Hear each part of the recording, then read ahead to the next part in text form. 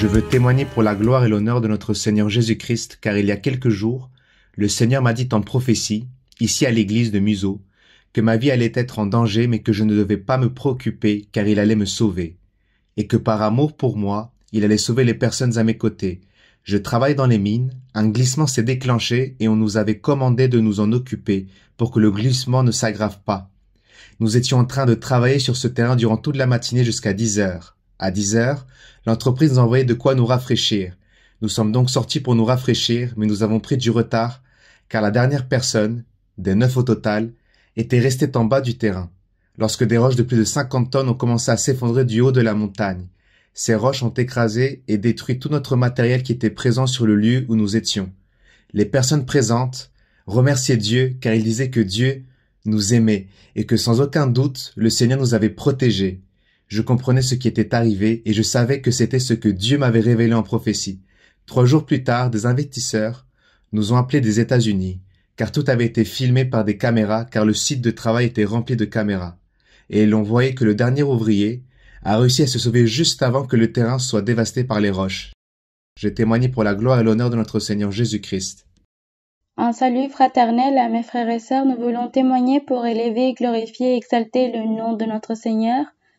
Le Seigneur, dans sa sainte prophétie, nous avait dit qu'il fortifierait notre foi, qu'il nous montrerait sa puissance et que, à travers une expérience, il nous permettrait de rendre témoignage de sa grandeur.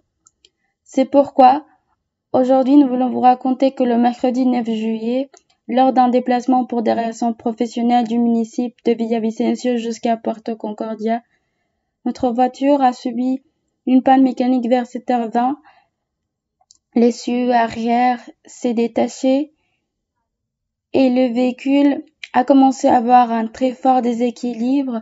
Nous n'avons pas pu le manœuvrer correctement et nous avons frappé le trottoir de gauche. À ce moment-là, la voiture a commencé à faire de nombreux tonneaux parcourant environ 180 mètres entraînés par la force mécanique et dans cet instant critique, la seule pensée qui est venue à notre esprit fut « Seigneur, aide-nous, protège-nous, afin que sa miséricorde se manifeste, car l'impact était très violent. » Dans la voiture, je me trouvais avec un collègue de travail, avec la sœur Anna, qui travaille également avec nous.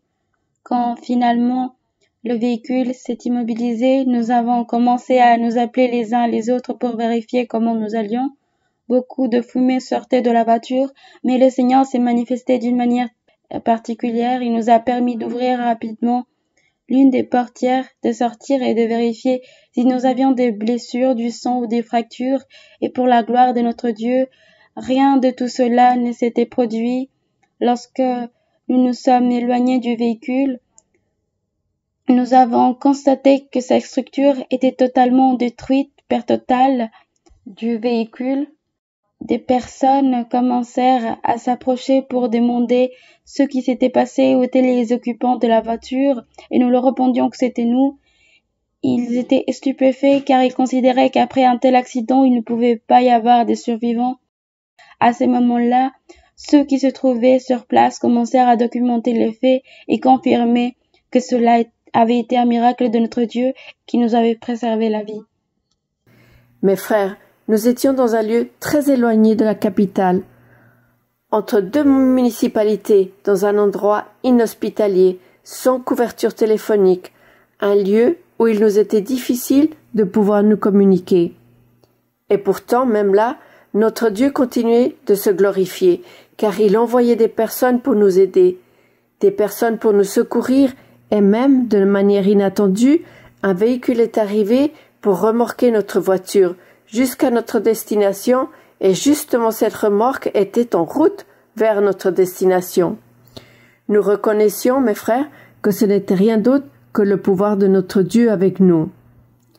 Plus tard, lorsque nous avons reçu des soins médicaux, on nous a fait de nombreux examens, radios, scanners, car l'accident avait été très spectaculaire et très violent.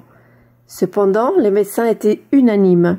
En voyant les résultats des examens, l'état du véhicule, et en nous voyant sans organes perforés, sans os cassés, en parfait état, ils affirmaient qu'il s'agissait véritablement d'un miracle. Et nous, mes frères, nous glorifions et exaltions encore une fois notre Dieu. Car conformément à sa promesse, il a gardé nos vies. Il nous a donné un nouveau souffle de vie. Aujourd'hui, mes frères, nous témoignons avec une grande joie de la puissance et de la grandeur de notre Dieu.